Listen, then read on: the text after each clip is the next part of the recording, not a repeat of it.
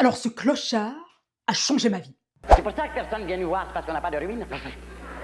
L'outre-mer, de l'autre côté de l'océan Atlantique, bon, ben, là, ils en ont des ruines. J'ai pendant des semelles et des semelles dans leurs ruines là-bas. D'ailleurs, ils sont contents. Plus il y a de monde dans leurs ruines, plus ils sont contents.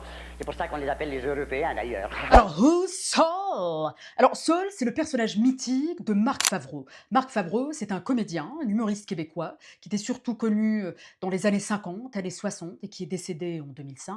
Il a créé ce personnage, un clown clochard. Un clown clochard qui était un habile jongleur des mots, un habile lecteur du monde. Donc il abordait plusieurs thématiques, par exemple la vieillesse, la pollution, la pauvreté.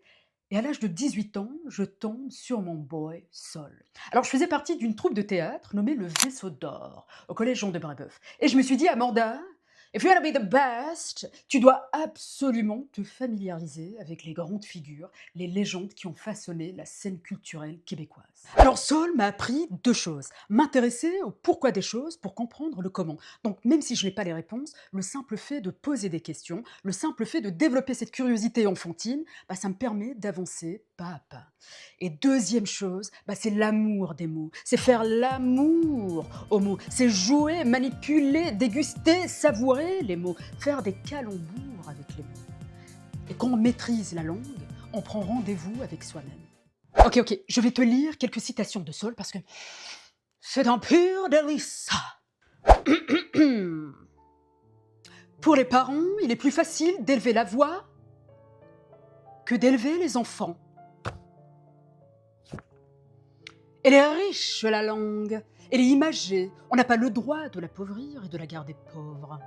Au contraire, on doit s'exciter autour de la langue et s'amuser. Pourquoi pas? Il n'y a qu'à voir dans le monde comment ça se passe. Partout, tu vois des chefs de parti, mais tu vois jamais des chefs d'arrivée. Ok, la cerise sur le sundae. Je cherche la citation. Ok, ça c'est mon écriture, juste pour que vous ayez une idée. Est-ce que vous voyez? Oui. Ok.